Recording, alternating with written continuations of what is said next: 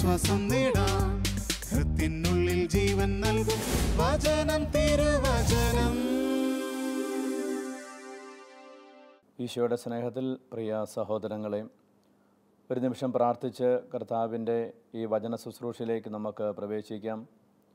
പിതാവായ ദൈവത്തിൻ്റെ ദിവ്യമായ സാന്നിധ്യവും സ്നേഹവും എപ്പോഴും നമുക്ക് അനുഭവിക്കാൻ സാധിക്കുമാറാകട്ടെ. അവിടുത്തെ രക്ഷകൻ്റെ സംരക്ഷണം നമ്മുടെ മേൽ നിറഞ്ഞു നിൽക്കുകയും പരിശുദ്ധാത്മാവിൻ്റെ സഹവാസം എല്ലായ്പ്പോഴും അനുഭവിക്കുവാൻ അവിടുന്ന് ഇടവരുത്തട്ടെ. ദൈവഹിതത്തോട് പൂർണ്ണമായി വിധേയപ്പെട്ട പരിശുദ്ധ അമ്മയുടെ മാധ്യസ്ഥം നമുക്ക് അപേക്ഷിക്കാം. നന്മ നിറഞ്ഞ മറിയമേ സുസ്തി, കർത്താവ് അങ്ങയുടെ കൂടെ സ്ത്രീകളിൽ അങ്ങ് അനുഗ്രഹിക്കപ്പെട്ടവളാവുന്നു. അങ്ങയുടെ ഉദരത്തിൻ ഫലമായി ഈശോ അനുഗ്രഹിക്കപ്പെട്ടവനാവുന്നു. പരിശുദ്ധ മറിയമേ തമ്പുരാൻ്റെ അമ്മേ, പാപികളായി ഞങ്ങൾക്ക് വേണ്ടി ഇപ്പോഴും ഞങ്ങളുടെ മരണസമയത്തും തമ്പുരാൻ്റെ അപേക്ഷിക്കണമേ. ആമേൻ. രക്ഷകൻ്റെ ദിവ്യമായ സന്ദേശം ലോകം മുഴുവൻ അറിയിക്കുവാനുള്ള നമ്മുടെ എല്ലാ പരിശ്രമങ്ങളിലും പരിശുദ്ധ അമ്മയുടെ സഹായമുണ്ടാകട്ടെ. നന്മ നിറഞ്ഞ മറിയമേ സുസ്തി, കർത്താവ് അങ്ങയുടെ കൂടെ സ്ത്രീകളിൽ അങ്ങ് അനുഗ്രഹിക്കപ്പെട്ടവളാവുന്നു. അങ്ങയുടെ ഉദരത്തിൻ ഫലമായ ഈശോ അനുഗ്രഹിക്കപ്പെട്ടവനാവുന്നു. പരിശുദ്ധ മറിയമേ തമ്പുരാൻ്റെ അമ്മേ, പാപികളായി ഞങ്ങൾക്ക് വേണ്ടി ഇപ്പോഴും ഞങ്ങളുടെ മരണസമയത്തും തമ്പുരാൻ്റെ അപേക്ഷിക്കണമേ. ആമേൻ. ഈ വചനം തിരുവചനം എന്ന ശുശ്രൂഷയിലായിരിക്കുന്ന എല്ലാ വ്യക്തികളും അവരായിരിക്കുന്ന ഇടങ്ങളിൽ അനുഗ്രഹിക്കപ്പെടുവാൻ, പരിശുദ്ധ അമ്മയുടെ സംരക്ഷണം അവർക്ക് ലഭിക്കുവാൻ, നന്മ നിറഞ്ഞ മറിയമേ സുസ്തി, കർത്താവ് അങ്ങയുടെ കൂടെ സ്ത്രീകളിൽ അങ്ങ് അനുഗ്രഹിക്കപ്പെട്ടവളാവുന്നു. അങ്ങയുടെ ഉദരത്തിൻ ഫലമായ ഈശോ അനുഗ്രഹിക്കപ്പെട്ടവനാവുന്നു. പരിശുദ്ധ മറിയമേ തമ്പുരാൻ്റെ അമ്മേ, പാപികളായി ഞങ്ങൾക്ക് വേണ്ടി ഇപ്പോഴും ഞങ്ങളുടെ മരണസമയത്തും തമ്പുരാനോട് അപേക്ഷിക്കണമേ. ആമേൻ. വിശുദ്ധ ഫ്രാൻസിസ് അസീസി ഞങ്ങൾക്ക് വേണ്ടി അപേക്ഷിക്കണമേ. വിശുദ്ധ പാതിരി പിയോയെ ഞങ്ങൾക്ക് വേണ്ടി അപേക്ഷിക്കണമേ. വിശുദ്ധ അൽഫോൻസാമെ ഞങ്ങൾക്ക് വേണ്ടി അപേക്ഷിക്കണമേ. നിത്യം പിതാവും പുത്രനും പരിശുദ്ധാത്മാവുമായ സർവേശ്വര എന്നേക്കും. ആമേൻ. പ്രിയമുള്ളവരെ, വിശുദ്ധ പൗലോസ്ലീഹ കൊളോസ്യർക്കെഴുതിയ ലേഖനം 1-ാം അധ്യായത്തിലെ 26-ാമത്തെ വാക്യത്തിൽ ഇങ്ങനെയാണ് നമ്മൾ വായിക്കുന്നത്: ഈ രഹസ്യത്തെക്കുറിച്ചുള്ള പ്രത്യാശയായ ക്രിസ്തു നിങ്ങളിൽ ഉണ്ട് എന്ന് തന്നെ. അപ്പോൾ കർത്താവായ യേശു ക്രിസ്തുവിൻ്റെ ദിവ്യമായ സാന്നിധ്യം എപ്പോഴും നമ്മൾ അനുഭവിക്കണം, ഓർക്കണം എന്നാണ് അപ്പോസ്തലൻ നമ്മെ ഓർമ്മിപ്പിക്കുന്നത്. ഈശോയുടെ ദിവ്യമായ സാന്നിധ്യം ഓർത്തുകൊണ്ട് എന്നെ ശ്രവിക്കുന്ന നിങ്ങളുടെ അടുക്കൽ ആരെങ്കിലും ഉണ്ടെങ്കിൽ അവരെ നോക്കി സ്നേഹത്തോടെ ആശംസിക്കാം. ഈശോ മിശിഹായിക്ക് സ്തുതിയായിരിക്കട്ടെ. പ്രിയപ്പെട്ട സഹോദരങ്ങളെ, ഇന്ന് ഈ വചന ശുശ്രൂഷയിൽ നമ്മൾ ധ്യാനിക്കുന്നത് ഈശോ പരിശുദ്ധാത്മാവിനെ വാഗ്ദാനം ചെയ്യുന്ന ഭാഗമാണ്. വിശുദ്ധ യോഹന്നാൻ്റെ സുവിശേഷം 14-ാം അധ്യായത്തിൽ 15 മുതലുള്ള തിരുവചനത്തിൽ ഈശോ ഇങ്ങനെയാണ് പറയുന്നത്: നിങ്ങൾ എന്നെ സ്നേഹിക്കുന്നുവെങ്കിൽ എൻ്റെ കൽപ്പന പാലിക്കും. ഞാൻ പിതാവിനോട് അപേക്ഷിക്കുകയും എന്നേക്കും നിങ്ങളോടുകൂടെ ആയിരിക്കുവാൻ മറ്റൊരു സഹായകനെ അവിടുന്ന് നിങ്ങൾക്ക് തരികയും ചെയ്യും. ഈ സത്യാത്മാവിനെ സ്വീകരിക്കുവാൻ ലോകത്തിന് സാധിക്കുകയില്ല, കാരണം അത് അവനെ കാണുകയോ അറിയുകയോ ചെയ്യുന്നില്ല. എന്നാൽ നിങ്ങൾ അവനെ അറിയുന്നു, കാരണം അവൻ നിങ്ങളോടൊത്ത് വസിക്കുന്നു, നിങ്ങളിൽ ആയിരിക്കുകയും ചെയ്യും. ഇപ്പോൾ പരിശുദ്ധാത്മാവിൻ്റെ സാന്നിധ്യം അവർ അനുഭവിക്കുന്നുണ്ട്, അനുഭവിക്കണം. കാരണം പരിശുദ്ധാത്മാവ് അവരുടെ ഉള്ളിൽ വസിക്കുന്നു. ഇതാണ് ഈശോ അപ്പോസ്തലന്മാരോട് അന്ന് പറഞ്ഞത്. ഇതേ പരിശുദ്ധാത്മാവിനെ തന്നെയാണ് കർത്താവായ ഈശോ നമുക്കും വാഗ്ദാനം ചെയ്തിരിക്കുന്നത്, നമുക്ക് നൽകിയിരിക്കുന്നത്, സഹായകനായി നമ്മുടെ കൂടെയുള്ളത്. ഈ പരിശുദ്ധാത്മാവിൻ്റെ സാന്നിധ്യം അനുഭവിക്കണമെങ്കിൽ സ്നേഹമുള്ള ഒരു വ്യക്തിയായിരിക്കണം. സ്നേഹമുള്ള ഒരു വ്യക്തിക്ക് മാത്രമേ കൽപ്പനകൾ പാലിക്കാൻ സാധിക്കുകയുള്ളൂ. ഈശോയോട് സ്നേഹമുള്ള ഒരു വ്യക്തിക്ക് മാത്രമേ ഈശോയുടെ കൽപ്പനകൾ പാലിക്കാൻ സാധിക്കുകയുള്ളൂ. ഈശോയുടെ കൽപ്പനകൾ പാലിക്കുന്നവർക്കാണ് സഹായകനെ ആവശ്യമായിട്ടുള്ളത്. ഈശോയുടെ വചനം പാലിക്കുവാൻ, ഈശോയുടെ കൽപ്പന പാലിക്കുവാൻ, ആ കൽപ്പന അനുസരിച്ച് ഈ ഭൂമിയിൽ ജീവിക്കുവാൻ നമുക്ക് സ്വന്തമായ ശക്തിയിൽ ആശ്രയിച്ചാൽ അസാധ്യമായതുകൊണ്ടാണ് ഈശോ പറയുന്നത്, ഒരു സഹായകനെ ഞാൻ നിങ്ങൾക്ക് നൽകുമെന്ന്. അപ്പം അനുസരണം വഴിയാണ് പരിശുദ്ധാത്മാവിൻ്റെ സാന്നിധ്യം നമുക്ക് അനുഭവിക്കാം. കാരണം അനുസരണം വഴിയാണ് നമ്മൾ കർത്താവിൻ്റെ കൽപ്പനകൾ പാലിക്കാൻ ശ്രമിക്കുന്നത്. ഇപ്പോൾ ജീവിത പങ്കാളിയെ ഒരു വ്യക്തി സ്നേഹിക്കുന്നുണ്ടെങ്കിൽ അതിനർത്ഥം ആ വ്യക്തിയെ അനുസരിക്കുന്നെന്നാണ്. മാതാപിതാക്കന്മാരെ മക്കൾ സ്നേഹിക്കുന്നുണ്ടെങ്കിൽ അതിനർത്ഥം മാതാപിതാക്കന്മാരെ മക്കൾ അനുസരിക്കുന്നു എന്നാണ്. മക്കളെ മാതാപിതാക്കൾ സ്നേഹിക്കുന്നുണ്ട് എന്ന് പറഞ്ഞാൽ അതിൻ്റെ അർത്ഥം മാതാപിതാക്കൾ മക്കളെ അനുസരിക്കുന്നു എന്നുള്ളതാണ്. അധികാരിയെ ഞാൻ സ്നേഹിക്കുന്നതിനർത്ഥം അധികാരിയെ ഞാൻ അനുസരിക്കുന്നു എന്നുള്ളതാണ്. അധ്യാപകൻ വിദ്യാർത്ഥിയെ സ്നേഹിക്കുന്നു, വിദ്യാർത്ഥികൾ അധ്യാപകരെ സ്നേഹിക്കുന്നു, അതിൻ്റെ അർത്ഥം അവരനുസരിക്കുമെന്നുള്ളതാണ്. അപ്പം അനുസരണമുള്ളിടത്ത് മാത്രമേ ഈ സ്നേഹത്തിൻ്റെ ബന്ധം രൂപപ്പെടുകയുള്ളൂ. ശരിക്കും പറഞ്ഞാൽ സ്നേഹത്തിൻ്റെ ബന്ധമുള്ളവർക്ക് അനുസരിക്കാൻ സാധിക്കുകയുള്ളൂ. ഞാനൊരു വ്യക്തിയെ അനുസരിക്കണമെങ്കിൽ എനിക്ക് ആ വ്യക്തിയോട് സ്നേഹം തോന്നേണ്ടത് അനിവാര്യമാണ്. അല്ലെങ്കിൽ നിയമത്തിൻ്റെ പുറത്ത് ചില കാര്യങ്ങൾ നമ്മൾ അനുസരിക്കുകയുള്ളൂ. അത് തൽക്കാലത്തേക്കായിരിക്കാം, സാഹചര്യം അനുസരിച്ച് മാറ്റിക്കൊണ്ടിരിക്കാം. അപ്പോൾ ഈശോ പറയുന്നത്, നിങ്ങൾ എന്നെ അനുസരിക്കുമെങ്കിൽ നിങ്ങൾ എൻ്റെ കൽപ്പനകൾ പാലിക്കും. നിങ്ങൾ എൻ്റെ കൽപ്പനകൾ പാലിക്കുന്നവരാണെങ്കിൽ നിങ്ങളെ അനുസരിക്കുന്നവരാണ്, നിങ്ങളെന്നെ സ്നേഹിക്കുന്നവരാണ്. അങ്ങനെയുള്ളവർക്കാണ് ഈശോ പരിശുദ്ധാത്മാവിൻ്റെ സാന്നിധ്യം കൊടുത്തിരിക്കുന്നത്. അപ്പോൾ സ്നേഹത്തിൽ നിലനിർത്തണമെങ്കിൽ, സ്നേഹത്തിൽ വളരണമെങ്കിൽ, സ്നേഹത്തിൻ്റെ ഭാവമായി കർത്താവിൻ്റെ കൽപ്പനകൾ പാലിക്കണമെങ്കിൽ നമുക്ക് ഒരു സഹായകനെ ആവശ്യമുണ്ട്. അത് പരിശുദ്ധാത്മാവാണ്. അതുകൊണ്ട് അങ്ങനെയുള്ളവർക്ക് വേണ്ടി ഈശോ ചോദിക്കുകയും പിതാവിനോട് ചോദിക്കുകയും പിതാവ് ആ സഹായകനെ പരിശുദ്ധാത്മാവിനെ നൽകുകയും ചെയ്തിട്ടുണ്ട്. ഇനി ഈശോ തന്നെ അതിൻ്റെ മറ്റൊരു അർത്ഥത്തിൽ അത് ചോദിക്കുന്നുണ്ട്, എന്നെ നിങ്ങൾ സ്നേഹിക്കുന്നില്ലെങ്കിൽ, എൻ്റെ കൽപ്പന പാലിക്കുന്നില്ലെങ്കിൽ സഹായകന് കിട്ടിയിട്ടെന്ത് കാര്യം? അപ്പോൾ ഒരു വ്യക്തിക്ക് യേശുവിൻ്റെ കൽപ്പന പാലിക്കുവാനുള്ള ശക്തമായ സാന്നിധ്യമാണ്, സംരക്ഷണമാണ്, പ്രചോദനമാണ് പരിശുദ്ധാത്മാവ് എന്ന് പറയുന്ന സഹായകൻ. അപ്പോൾ സഹായകനില്ലാതെ കൃത്യമായി കൽപ്പനകൾ പാലിച്ച് സ്നേഹത്തിൽ വളരുവാൻ നമുക്ക് സാധിക്കുകയില്ല. ഈശോ പറഞ്ഞ ഈ പരിശുദ്ധാത്മാവിൻ്റെ സാന്നിധ്യം, ഈ സഹായകൻ്റെ സാന്നിധ്യം ഈ ചരിത്രത്തിൽ ഉടനീളം ഉണ്ടെന്നുള്ളതാണ് സത്യം. സൃഷ്ടിയുടെ ആരംഭം മുതൽ ഈ പരിശുദ്ധാത്മാവിൻ്റെ ഒളിഞ്ഞും തെളിഞ്ഞുമായ സാന്നിധ്യം സൃഷ്ടികർമ്മത്തിലും തുടർന്ന് മനുഷ്യജീവിതത്തിലും രക്ഷാകര ചരിത്രത്തിലുമൊക്കെ പ്രകടമായി കാണപ്പെടുന്നുണ്ട്. പൗലോസ്ലീഹ ലേഖനത്തിൽ, റോമാലേഖനത്തിൽ 8-ാം അധ്യായത്തിൽ 26-ാമത്തെ വാക്യത്തിൽ പറയുന്നുണ്ട്, നമ്മുടെ ബലഹീനതയിൽ ആത്മാവ് നമ്മെ സഹായിക്കുന്നു. അപ്പോൾ നമ്മുടെ ബലഹീനതയിൽ പോലും നമ്മളെ സഹായിക്കുന്ന ദൈവിക സാന്നിധ്യമാണ്, ദൈവിക ശക്തിയാണ് ഈശോ വാഗ്ദാനം ചെയ്ത പരിശുദ്ധാത്മാവ് എന്ന് പറയുന്നത്. ഹീബ്രു ഭാഷയിൽ അതിന് ഉപയോഗിക്കുന്ന റൂഹ എന്നാണ്. റൂഹ എന്ന വാക്കിൻ്റെ പൊതുവായ അർത്ഥം കാറ്റ് എന്നാണ്. ശ്വാസം എന്ന് പറയുന്നുണ്ട്, വായു എന്ന് പറയുന്നുണ്ട്. അപ്പോൾ ഈ റൂഹ ഒരു മനുഷ്യനിലേക്ക് വരുന്നതാണ് മനുഷ്യൻ്റെ ശ്വാസം എന്ന് പറയുന്നത്. മനുഷ്യൻ്റെ ശരീരം ഒരു ജഡമാണ്. ആ ജഡത്തിലേക്ക് റൂഹ ആവസിക്കുമ്പോൾ അവനിൽ ജീവനുണ്ടാകുന്നു, അല്ലെങ്കിൽ നമ്മുടെ സാധാരണഗതിയിൽ പറഞ്ഞാൽ അവന് ശ്വാസം കിട്ടുന്നു. ശ്വാസം നിന്നു പോകുന്നതാണ് സാധാരണഗതിയിൽ നമ്മുടെയൊക്കെ ധാരണയിൽ മരണം എന്ന് പറയുന്നത്. അപ്പോൾ റൂഹ എന്ന് പറയുന്ന ഈ സാന്നിധ്യം ഒരു മനുഷ്യൻ്റെ ശരീരത്തിൽ നിന്നും ജീവനിൽ നിന്നും അപ്രത്യക്ഷമാകുമ്പോഴാണ് ആ വ്യക്തി മരിച്ചു എന്ന് പറയുക. അപ്പോൾ മനുഷ്യൻ്റെ ജീവൻ നൽകുന്ന ദൈവിക ശക്തിയായിട്ടാണ് റൂഹായെ, പരിശുദ്ധാത്മാവിനെ വിശുദ്ധ ഗ്രന്ഥം പരിചയപ്പെടുത്തുന്നത്, അഥവാ നമുക്ക് പഠിപ്പിച്ചു തരുന്നത്.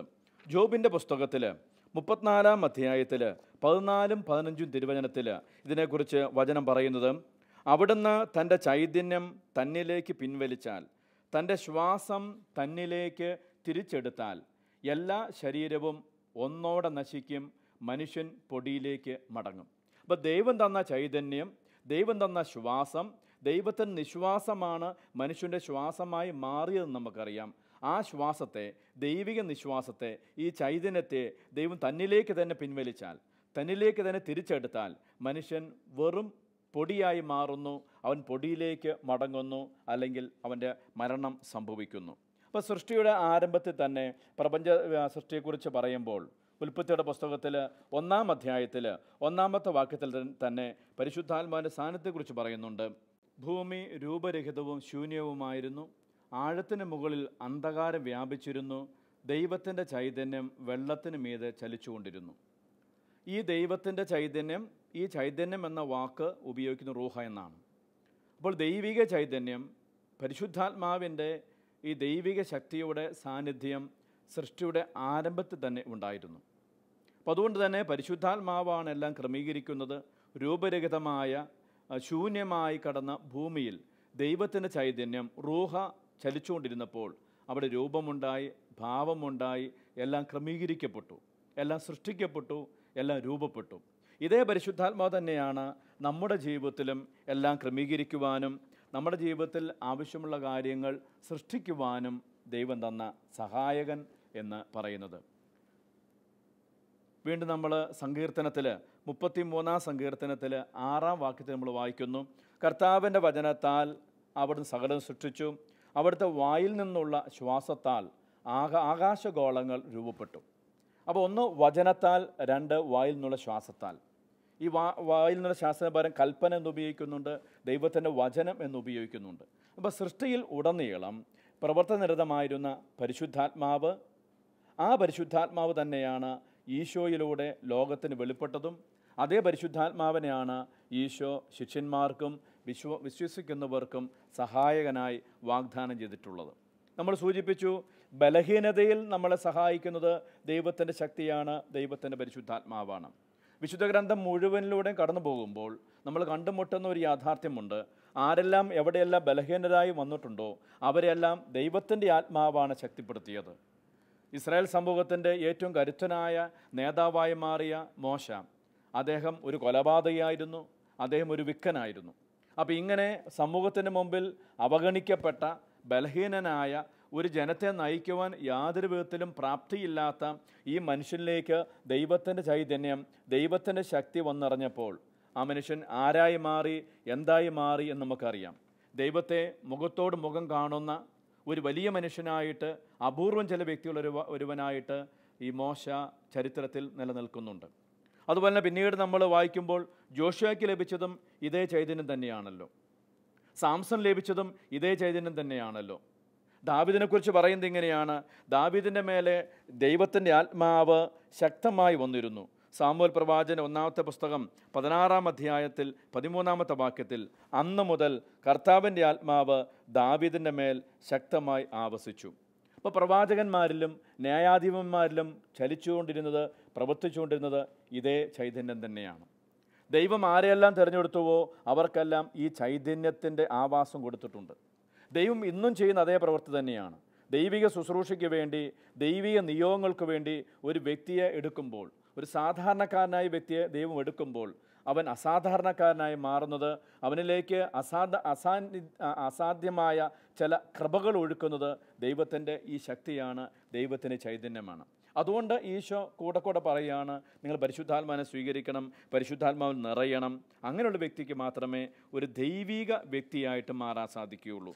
അപ്പോൾ എൻ്റെയും നിങ്ങളുടെയും ജീവിതത്തിൽ എത്രമാത്രം ഈ ദൈവിക വ്യക്തിത്വം നമ്മൾ രൂപപ്പെട്ടിട്ടുണ്ട്, ദൈവിക സ്വഭാവം നമ്മളിൽ രൂപപ്പെട്ടിട്ടുണ്ട്, ദൈവത്തിൻ്റെ ചൈതന്യത്തിന് എത്രമാത്രം നമ്മൾ വിധേയപ്പെട്ടിട്ടുണ്ട്, അല്ലെങ്കിൽ അടിമപ്പെട്ടിട്ടുണ്ട്.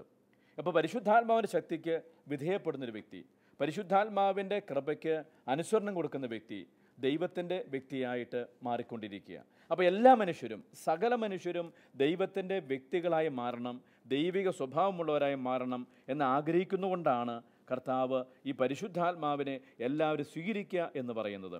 യെശയ്യാ പ്രവാചകൻ്റെ പുസ്തകത്തിൽ 11-ാം അധ്യായത്തിൽ 2-ാമത്തെ 3-ാമത്തെ വാക്യത്തിൽ നമ്മൾ ഇങ്ങനെയാണ് വായിക്കുന്നത്, കർത്താവിൻ്റെ ആത്മാവ് അവൻ്റെ മേൽ ആവസിക്കും, ജ്ഞാനത്തിൻ്റെയും വിവേകത്തിൻ്റെയും ആത്മാവ്, ഉപദേശത്തിൻ്റെയും ശക്തിയുടെയും ആത്മാവ്, അറിവിൻ്റെയും ദൈവഭക്തിയുടെയും ആത്മാവ്, അവൻ ദൈവഭക്തിയിൽ ആനന്ദം കൊള്ളും.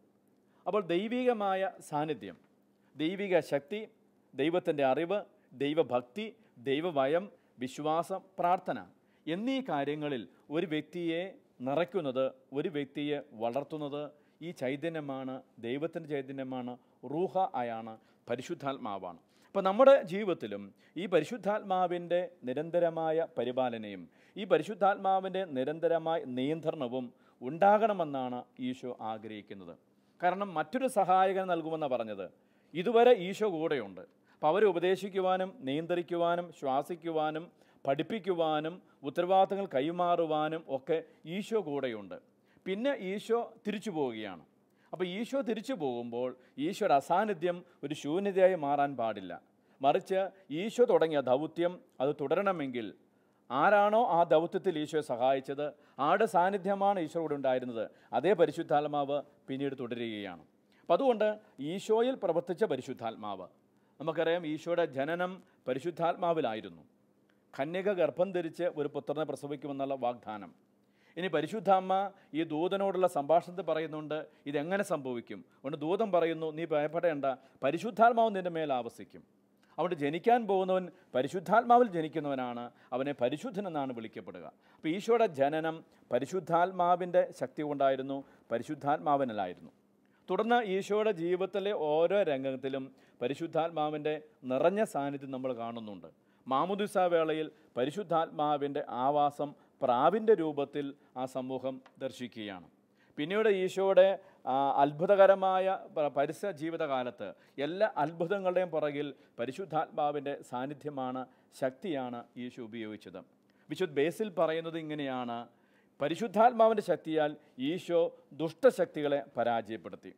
അന്ന് ഈശോ ഈ പരിശുദ്ധാത്മാവിൻ്റെ ശക്തി കൊണ്ട് ദുഷ്ടശക്തികളെ, പൈശാചി ശക്തികളെ പരാജയപ്പെടുത്തിയെങ്കിൽ, അന്ന് ഈശോ പരിശുദ്ധാത്മാവിൻ്റെ ശക്തി കൊണ്ട് രോഗശക്തികളെ പരാജയപ്പെടുത്തിയെങ്കിൽ, അന്ന് ഈശോ പരിശുദ്ധാത്മാവിൻ്റെ ശക്തി കൊണ്ട് പാപശക്തികളെ പരാജയപ്പെടുത്തിയെങ്കിൽ, അതേ പരിശുദ്ധാത്മാവ് ആരുടെ കൂടെയെല്ലാം ഉണ്ടോ, അതേ പരിശുദ്ധാത്മാവിനെ ആരെല്ലാം സ്വീകരിക്കുന്നുണ്ടോ അവർക്ക് ഈ ദൈവിക ശക്തി ഉപയോഗിക്കാൻ സാധിക്കും. അവർക്ക് തിന്മയുടെ ശക്തികളെ പരാജയപ്പെടുത്താൻ സാധിക്കും. അവർക്ക് രോഗത്തിൻ്റെ ശക്തികളെ തോൽപ്പിക്കാൻ സാധിക്കും. അവർക്ക് ഈ പാപത്തിൻ്റെ ശക്തികളെ തകർക്കാൻ സാധിക്കും. അപ്പോൾ യേശുവിൽ പ്രവർത്തിച്ച അതേ പരിശുദ്ധാത്മാവിനെ തന്നെയാണ് ഈശോ പിന്നീട് വിശ്വാസികൾക്ക് അല്ലെങ്കിൽ ശിഷ്യന്മാർക്ക് നൽകിയത്. അതേ പരിശുദ്ധാത്മാവിനെ തന്നെയാണ് നമ്മൾ സ്വീകരിച്ചത്. അതുകൊണ്ട് യേശു ചെയ്ത കാര്യങ്ങൾ, യേശുവിൻ്റെ ദൗത്യം തുടരുവാൻ ഒരു വിശ്വാസിയെ പ്രചോദിപ്പിക്കുന്നത്, ഒരു വിശ്വാസിയെ നയിക്കുന്നത് അതേ ആത്മാവാണ്, പരിശുദ്ധാത്മാവാണ്. പുതിയ നിയമത്തിൽ പരിശുദ്ധാത്മാവിന് ഉപയോഗിക്കുന്ന ഒരു വാക്ക് ന്യൂമ എന്നാണ്. അതിൽ ഗ്രീക്ക് വാക്കാണ്, നമുക്കറിയാം. അതിൻ്റെ അർത്ഥവും വായു എന്നാണ്, കാറ്റ് എന്നാണ്. എന്നാൽ അതിന് മറ്റൊരു പ്രധാനപ്പെട്ട അർത്ഥമുണ്ട്. എന്താണോ ജീവന് കാരണമാകുന്നത്, എന്താണ് ശ്വാസോച്ഛ്വാസത്തിന് കാരണമാകുന്നത്, അതിന് ന്യൂമ എന്ന് ഗ്രീക്കിൽ ഉപയോഗിക്കുന്നുണ്ട്. ഇനി പുതിയ നിയമത്തിൻ്റെ വെളിച്ചത്തിൽ ഏറ്റവും ശക്തമായ ഒരു അർത്ഥം കൊടുക്കുന്നത് ദൈവാത്മാവെന്നാണ്. ഇപ്പോൾ ന്യൂമ എന്ന് പറഞ്ഞാൽ അത് ദൈവാത്മാവാണ്. അപ്പോൾ ആ ഒരു വെളിപ്പെടുത്തലിലൂടെയാണ് പുതിയ നിയമം വളരുന്നത് എന്ന് നമുക്കറിയാം. പരിശുദ്ധാത്മാവെക്കുറിച്ചുള്ള ജ്ഞാനം നമുക്ക് ലഭിക്കുന്നത് എന്ന് നമുക്കറിയാം. അപ്പോൾ യേശുവിൻ്റെ ജീവിതത്തിൽ നിലനിന്നിരുന്ന, യേശുവിൻ്റെ ജീവിതത്തിൽ പ്രവർത്തനതരമായിരുന്ന പരിശുദ്ധാത്മാവ്, വിശുദ്ധ ബേസിൽ ഉപയോഗിക്കുന്ന ഒരു കാര്യം വളരെ പ്രസക്തമാണ്. അദ്ദേഹം പറയുന്നു, ഈശോയുടെ ജീവിതത്തിലെ വിട്ടുപിരിയാനാവാത്ത കൂട്ടുകാരനായിരുന്നു പരിശുദ്ധാത്മാവ്. അത് വായിച്ചപ്പോൾ എനിക്ക് വളരെ സന്തോഷം തോന്നി. ഒരുപക്ഷെ എൻ്റെ ജീവിതത്തിലോ അല്ലെങ്കിൽ മനുഷ്യരുടെ സാധാരണ ജീവിതത്തിലോ ഉണ്ടാകുന്ന പരാജയത്തിന് കാരണം കൂട്ടുകാർ നല്ലതല്ല എന്നുള്ളതാണ്. സാധാരണ മാതാപിതാക്കൾ മക്കളെ ഉപദേശിക്കും, നല്ല കൂട്ടുകാരായിരിക്കണം. ചിലപ്പോൾ ചില മാതാപിതാക്കൾ മക്കളോട് പറയും, ഇന്നയാളുടെ കൂട്ടുകൂടുണ്ടാകട്ടോ, അവനത്ര ശരിയല്ല, അവളത്ര ശരിയല്ല. അപ്പോൾ കൂട്ടുകാർ നല്ലതാണെങ്കിൽ അത് ആ വ്യക്തിയുടെ സ്വഭാവത്തെ സ്വാധീനിക്കുമെന്ന് നമുക്കെല്ലാവർക്കും അറിയാം. പരിശുദ്ധാത്മാവ് നമ്മുടെ ഒരു ഉത്തമ സുഹൃത്താണെങ്കിൽ, പരിശുദ്ധാത്മാവ് നമ്മുടെ ഉത്തമ കൂട്ടുകാരനും കൂട്ടുകാരിയുമാണെങ്കിൽ, ആ പരിശുദ്ധാത്മാവ് നമ്മുടെ ജീവിതത്തെ മുഴുവനായിട്ട് ഏറ്റെടുത്ത് നയിക്കും, നിയന്ത്രിക്കും. എന്ന് പറഞ്ഞ് നമ്മളെ പൂർണ്ണമായിട്ട് ഭരിക്കുക മാത്രമല്ല, നമ്മളെ വിശുദ്ധീകരിക്കുവാനുള്ള സാന്നിധ്യമാണ് പരിശുദ്ധാത്മാവ് എന്ന് പറയുന്നത്. അപ്പോൾ ഈശോയുടെ ജീവിതത്തിൽ നമ്മൾ കാണുന്ന എല്ലാവിധ അത്ഭുതകരമായ ഇടപെടലും, ഈശോയുടെ ജീവിതത്തിൽ കാണുന്ന എല്ലാ ദൈവികമായ വെളിപ്പെടുത്തലും നമ്മുടെ ജീവിതത്തിൽ സംഭവിക്കും. പരിശുദ്ധാത്മാവ് നമ്മുടെ ഏറ്റവും നല്ല സുഹൃത്തായി മാറുന്നുണ്ടെങ്കിൽ. നല്ലൊരു സുഹൃത്ത് നമുക്കറിയാം ഉപദേശിക്കും, നല്ലൊരു സുഹൃത്ത് നമുക്കറിയാം തിരുത്തും, നല്ലൊരു സുഹൃത്ത് ശാസിക്കും, നല്ലൊരു സുഹൃത്ത് ശിക്ഷിക്കും, നല്ലൊരു സുഹൃത്ത് പ്രോത്സാഹിപ്പിക്കും, നല്ലൊരു സുഹൃത്ത് വഴി നടത്തും. ഇതൊക്കെയാണ് പ്രധാനപ്പെട്ട ചില ദൗത്യമെങ്കിൽ, പരിശുദ്ധാത്മാവ് നമ്മുടെ സുഹൃത്തായിരിക്കുമ്പോൾ ആ പരിശുദ്ധാത്മാവ് നമ്മുടെ ജീവിതത്തെ നയിക്കും, നമ്മുടെ ജീവിതത്തെ വിശുദ്ധീകരിക്കും, നമ്മുടെ ജീവിതത്തെ തിരുത്തും. അപ്പോൾ ഈ പരിശുദ്ധാത്മാവ്, ആ പരിശുദ്ധാത്മാവിൻ്റെ ആവാസം, ആ പരിശുദ്ധാത്മാവിൻ്റെ സാന്നിധ്യം നിങ്ങൾക്കുണ്ടാകുമ്പോൾ, നമുക്കുണ്ടാകുമ്പോൾ അത് ഏറ്റവും നല്ല സഹായകനാണ് എന്നാണ് ഈശോ സുവിശേഷത്തിലൂടെ നമ്മോട് പറഞ്ഞിരിക്കുന്നത്. പരിശുദ്ധാത്മാവിൽ വീണ്ടും ജനിക്കാം എന്നും ഈശോ നിക്കോദെമോസിനോട് പറയുന്നുണ്ട്. യോഹന്നാൻ്റെ സുവിശേഷം 3-ാം അധ്യായത്തിൽ 5-ാമത്തെ വാക്യത്തിൽ, മനുഷ്യൻ സ്വാഭാവികമായി ജന്മമെടുത്തു, മാതാപിതാക്കന്മാരുടെ ബന്ധത്തിൻ്റെ ഭാഗമായ രൂപപ്പെടലാണ് ഓരോ ശിശുവെങ്കിൽ, ആ ശിശു പിന്നീട് ദൈവാത്മാവിനാൽ ജനിക്കപ്പെടുകയാണ്, പരിശുദ്ധാത്മാവിൽ വീണ്ടും ജനിക്കുകയാണ്. അപ്പം നമ്മൾ ഓരോ വ്യക്തിയും പരിശുദ്ധാത്മാവിൽ വീണ്ടും ജനിക്കണമെന്നാണ് ഈശോ ആഗ്രഹിക്കുന്നത്.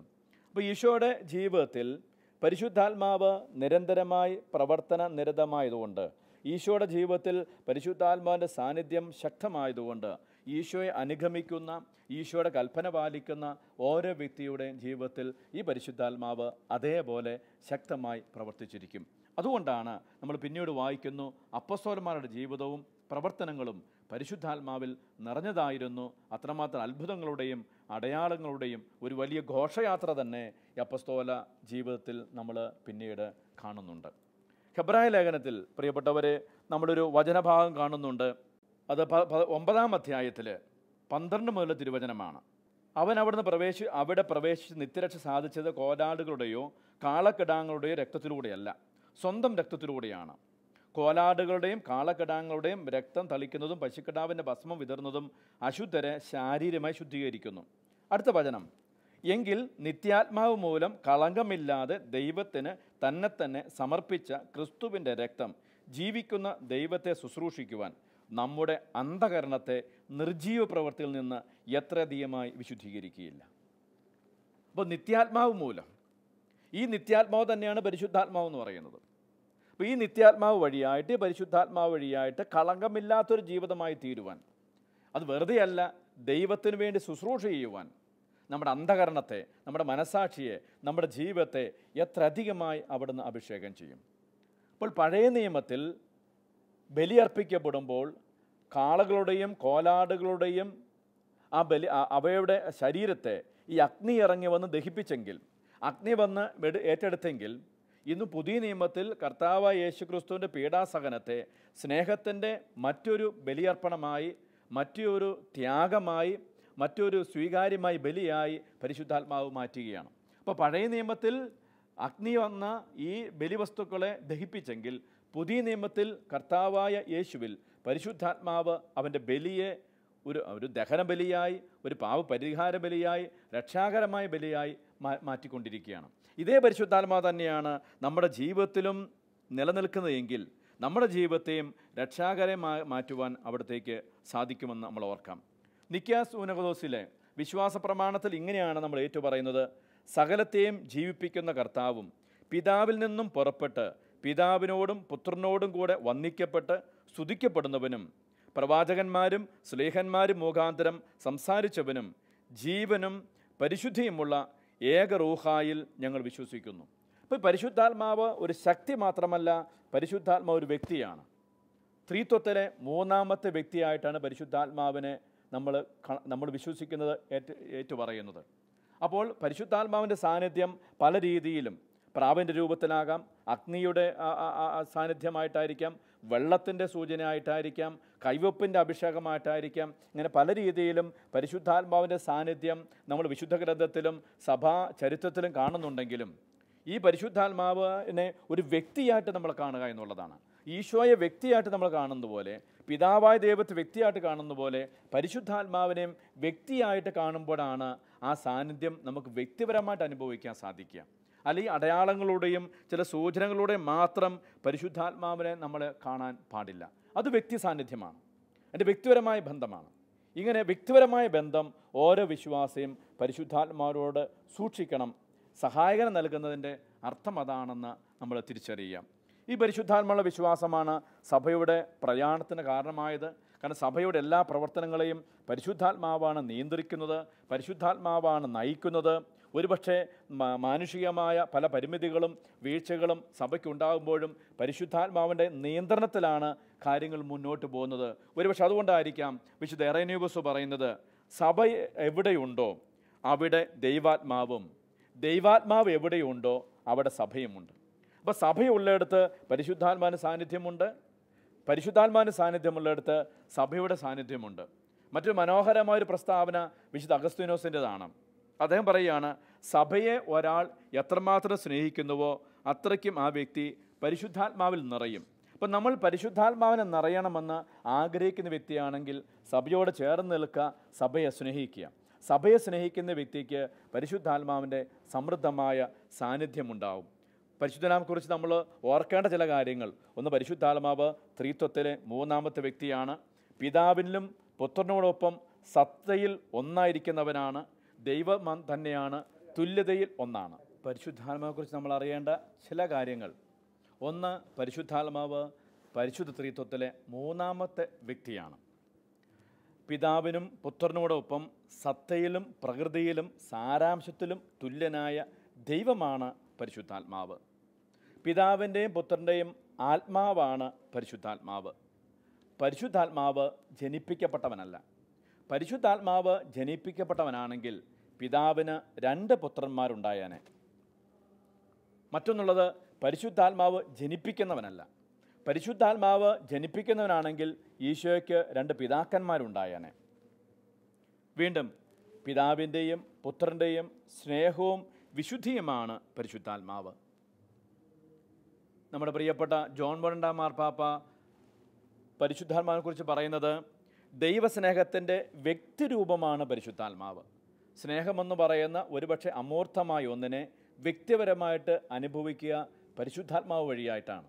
ഞാൻ സൂചിപ്പിച്ചു, പരിശുദ്ധാത്മാവിനെ വ്യക്തിയായിട്ട് കാണുകയും വ്യക്തിയായിട്ട് സ്വീകരിക്കുകയും വ്യക്തിയായിട്ട് അനുഭവിക്കുകയും ചെയ്യുമ്പോഴാണ് ആ ദൈവിക സാന്നിധ്യമായിട്ട് നമുക്ക് മാറുക.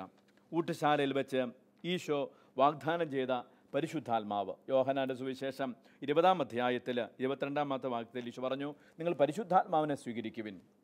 ആ പരിശുദ്ധാത്മാവിൻ്റെ സ്വീകരണമാണ് ശിഷ്യഗണത്തെ മാറ്റിമറിച്ചത് എന്ന് നമുക്കറിയാം. പ്രിയപ്പെട്ടവരെ, ഇതേ പരിശുദ്ധാത്മാവ് സഹായനായി നമ്മുടെ കൂടെ ഉണ്ടായിരിക്കണം. ജോലി ചെയ്യുമ്പോൾ സഹായിക്കുവാൻ, പഠിക്കുമ്പോൾ സഹായിക്കുവാൻ, പ്രാർത്ഥിക്കുമ്പോൾ സഹായിക്കുവാൻ, യാത്ര ചെയ്യുമ്പോൾ സഹായിക്കുവാൻ, നമ്മുടെ അനുദിന ജീവിതത്തിൽ ഏതെല്ലാം കാര്യങ്ങളുണ്ടോ എല്ലാ സമയത്തും പരിശുദ്ധാത്മാവ് ഒരു നിത്യസഹായകനായി, വെറും സഹായകനല്ല, നിത്യസഹായകനായി എന്നേക്കും സകല കാലത്തേക്കും നമ്മുടെ മരണം വരെയും സഹായിക്കുവാനുള്ള സാന്നിധ്യമായിട്ടാണ് ഈശോ പരിശുദ്ധാത്മാവിനെ നമുക്ക് നൽകിയത്. ആ സഹായനോട് കൂടെയായിരിക്കുമ്പോൾ വഴിതെറ്റാതെ, ആ സഹായനോട് കൂടിയായിരിക്കുമ്പോൾ പാപത്തിൽ വീഴാതെ, ആ സഹായനോട് കൂടിയായിരിക്കുമ്പോൾ നീതിബോധത്തോടെ ജീവിക്കാൻ നമുക്ക് സാധിക്കും. ഈ പരിശുദ്ധാത്മാവിൻ്റെ കാലഘട്ടത്ത് നമ്മൾ ജീവിക്കുമ്പോൾ ആത്മാവ് എൻ്റെയും നിങ്ങളുടെ ജീവിതത്തിലെ ഏറ്റവും നല്ല സുഹൃത്തായിരിക്കട്ടെ, വിട്ടുപിരിയാനാവാത്ത സുഹൃത്തായിരിക്കട്ടെ. ആ കൃപയ്ക്ക് വേണ്ടി നമുക്ക് പ്രാർത്ഥിക്കാം. ദൈവം നമ്മളെ അനുഗ്രഹിക്കട്ടെ.